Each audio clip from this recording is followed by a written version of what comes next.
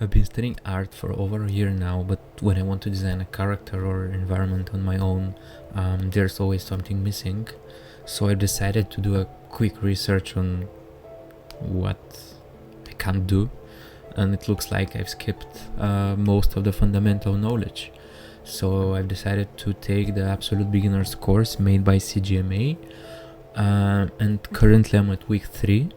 I'm gonna post a video with my homework, assignments and other things every 2 weeks. Just a quick disclaimer before we start: I got the course from a friend, so I don't have any homework videos with feedback from the teachers. It's an 8 weeks course, it's all about fundamentals, and the next intake starts in October, and it's priced at $6.99, which is a lot for me. That's why I got it from a friend. And so here's a link to the course. Now let's get started with week 1. This is part A from the homework from the first week. It's 1 page straight lines with pencil and 1 page straight lines with ballpoint pen. It's definitely not as easy as it looks. I failed on my first page, so I did one more, this one. So the idea is to make a dot here and dot there, and then do a straight line and connect them together. If I know it looks easy, but if you do it fast, you go either up or down, and if you do it slow, it's like a wavy line. So there's a balance. So here's the page with the ballpoint pen. It's much easier with pen rather than with pencil, so I did only 1 page with the pen. And this is the second part of the homework. It's the same thing but with curved lines. This is the page with the pencil, and here's the page with the ballpoint pen. Again, it was much easier for me to do it with the ballpoint pen. And this is the third part of the first assignment. It's circles. It's small circles, medium circles and big circles, where the idea of the exercise was to hit the line with your top part of the circle and bottom part of the circle. It's definitely much harder if you do that with the bigger circles. I missed most of the times the line. The next page is with the ballpoint pen, which again was a little bit easier, but when I look at it now again, I missed quite a lot of lines. The next part, it's part B. Here we have to put dots randomly on the page and connect them with lines, and we have to shape some sort of a form. Look at this one, it looks like a bird. Probably this is the only shape that looks like something from all of these. This is the second page. Here I have this one that I like. It's like a golem, like a character. Here's the hand and the legs, and yeah, that's the second page. And the last part of the homework was one sheet with forms, where we have to come up with some sort of a composition for it. Here, for example, I used the rule of thirds, where I placed my focus here, and if a form is on top of the other forms, it has to be with a thicker line rather than this, which is further from us. Yeah, so these are some of the forms I've done. And the last part of the homework was to learn how to use Photoshop and move some images and use text and stuff like that. So I added environment art. It's like collage about favorite artists, inspirations, and so on. So I added an environmental piece from Feng Shui, which is one of my favorite artists. Illustration from Moon Colony.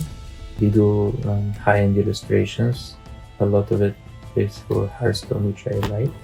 And a character artist, it's Tupu, who has some amazing character designs.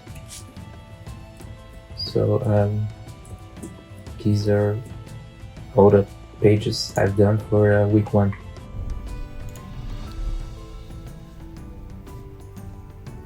So this is the assignment from the second week, which is to find the big, medium and small shapes.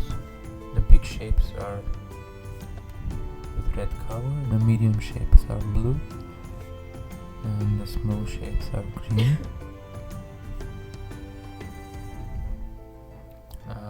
So the homework was to do 4 pages. Here I have the kettle as the biggest form. Here is probably the background. I wasn't sure if this one and the rectangle, if they are, I mean the box, if they are big shapes or medium, but since I don't have feedback from the teacher, I don't know. That's the other page. Here is the 3, which is the focal point. I used it. I made it as a small shape instead of a medium. And here's again the focal point. It's pretty small. It's obvious here. The next one is to do a still life, where I put lines to measure things. So for example, the first thing I put on the page is the orange, and then from the orange I put lines up and to the side, and then I measure stuff. For example, here this line has to be from top of the orange to this edge of the small bottle, but it's here on top, so I have to move it here. So that's wrong, but that was my first one. Here's the second one. This one is pretty simple. That's the third one. The fourth one, that was hard. So here I'm gonna do some measuring again.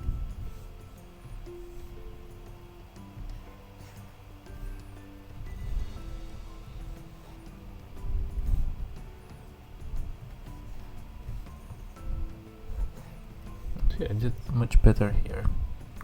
I already have some mileage from the first 3 or 4, and I definitely got better and better. Here's the last, not the last one, but the 5th, I think, and it's much more accurate.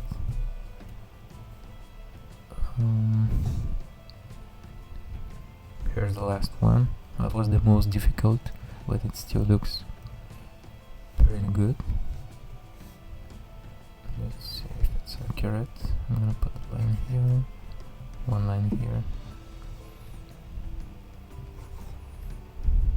So yeah, it's definitely much more accurate than the previous ones.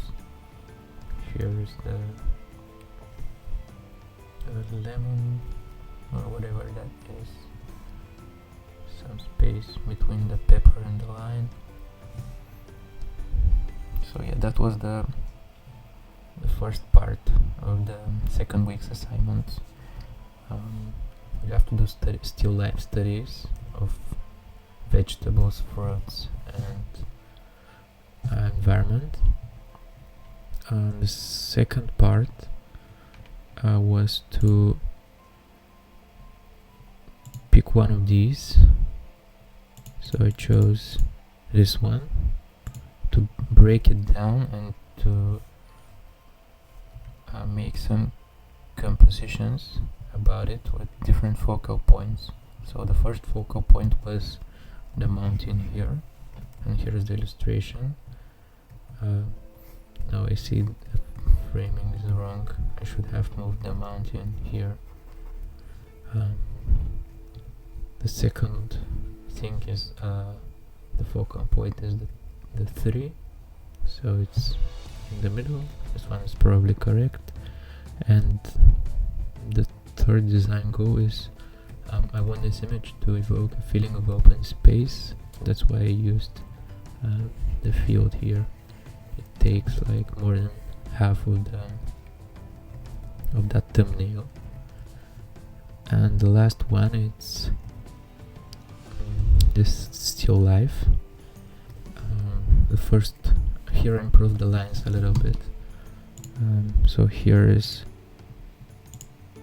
not this one. This one probably. Yeah, so it's this one. So here's how the lines looked before, and here's how the lines look now. I've added some shadows underneath and some separation between the objects. So here the first focal point is the apples. It looks pretty good. The second one is the bottle, and here it is. And this is probably where I failed. The third goal was to evoke a feeling of narrow space, and I wanted to do this. I wanted to focus my thumbnail here, but if you look at it, it's definitely not feeling like a narrow space. But yeah, so these are the first 2 weeks, and as soon as I'm done with week 3 and week 4, I'm gonna upload one more video. Thanks for watching.